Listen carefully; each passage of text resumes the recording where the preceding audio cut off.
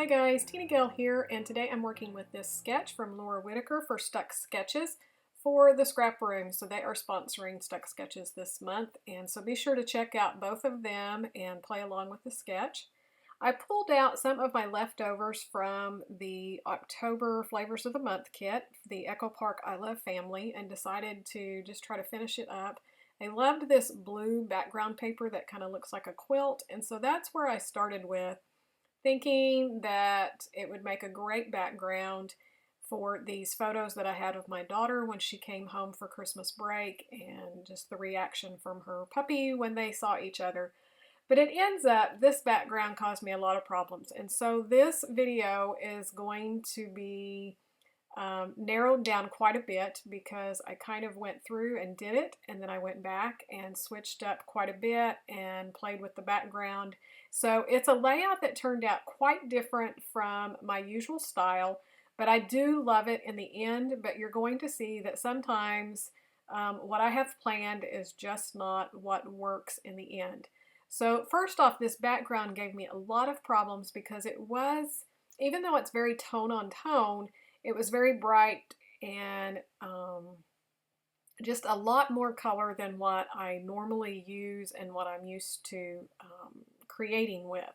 So I struggled with it just a little bit.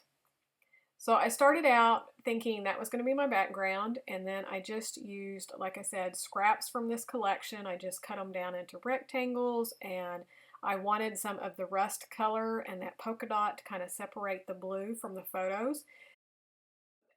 There's no color in the photos, so I felt like I could really get away with using a lot of pattern paper and a lot of colors behind that.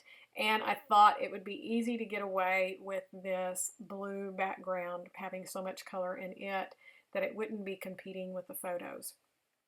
So I took it to my sewing machine. I ended up deciding to cut it down a little bit, and I mounted it on craft cardstock, took it to the sewing machine, stitched it, and then I decided to kind of rough up the edges. And then I decided, well, why not just rough up the edges of the pattern paper that I had cut? So I ended up kind of roughing those up. So that was the beginning of going really away from my normal style. So I do kind of rough up a little bit, but I haven't distressed edges in a long time.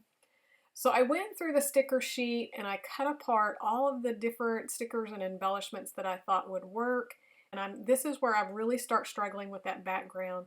And I decide to do some white inking onto the background. I had this bottle of Distress ink from Tim Holtz that was in my Rascog cart, and I decided that I could just use it. I didn't want it like really stark white. And even though I shook it up, it was coming out pretty thin. And so I played around a little bit before I really got serious and shook it up better and started just kind of smushing it on and then just barely, spreading it out so that it would stay whiter, because it is a distress stain, a distress paint, so it's not made to be like an acrylic paint. So I did that, and then when I got done, I liked it better, but I was still struggling, and so that is when I decided this craft cardstock just was not doing anything for the layout. So I cut it away, and I adhered all of this onto some gray cardstock. I felt like that went with the photo so much better since she was dressed in gray and everything was kind of neutral. I just felt like, I don't know, it just went better with the blue, it went better with the photos, and so that was the beginning of starting to like where the layout was going.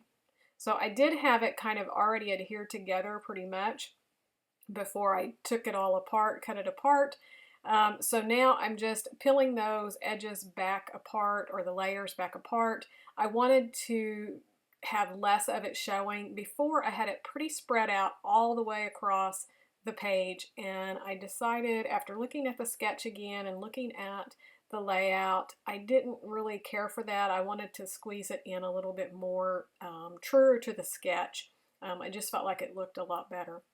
So I went through my 3x4 cards and was trying to find something that I could use for a journaling block, and I contemplated this little bumblebee just because he's cute, but it had nothing to do with the layout. So I do go ahead and flip it and turn it around where it's not showing. This one had a grid on it and it was in the blue and I liked it. But I just decided, nope, I didn't like the grid. I didn't like more patterns coming into the pattern paper because I had so many patterns going on already. And so I choose to go with this one, but it wasn't quite long enough. So I decided to cut it apart and where I can pull it apart and make it taller, and I'll have more room to layer my embellishments and more room for the journaling because I did have just a little bit more to write on. So you can see here how that design across the page is kind of condensed in closer. It's not going all the way to the edge of the layout on the right or the left. So I'm just tucking in pieces of these papers and then the tags, and I will go back and put string into both of the tags. I think I saved that probably for the very end because at this point I'm still trying to figure out all of the embellishments that I want to do. So I already had all of those embellishments kind of cut apart and knew that I wanted to use them and kind of where I wanted to use them. So now I'm just making a decision to go ahead and pop dot up the ones that I felt like needed to be pop dotted up. So I found this one that says "You Make Me Smile," and I thought that was perfect for these photos. Like I said, it was when she came home for Christmas, and this is her puppy, which she's now blind and mostly deaf, but she knew instantly that Candace was there and just cried and whined and was just wiggling, and so my daughter just sat down, was just hugging her, and it was just a sweet, sweet moment to see the two of them reunited. So I definitely wanted to get this documented before I forgot all of the journaling and kind of the thoughts behind it. So I have the bigger embellishments on there, and kind of what I was going for was I had that tag that has some of the burgundy, so I wanted to make sure that I repeated that into my little triangles. So that was perfect for that large heart up at the top that said "Home Sweet Home," because I felt like that was perfect for this layout. This was her coming home for the holidays. And so I found a smaller heart in that burgundy to put over here with this other sticker. And then I had the blue flower in the pot. And so I had thought about putting some kind of flower over here to the side, but decided that was just a bit much. So I just kept it to the little small flowers, the individual ones, to scatter in the other two embellishment areas. And then I found that other little red sticker that says "Happy," and so that kind of pulled another triangle down. And so here I am trying to get just a little bit more white on this page.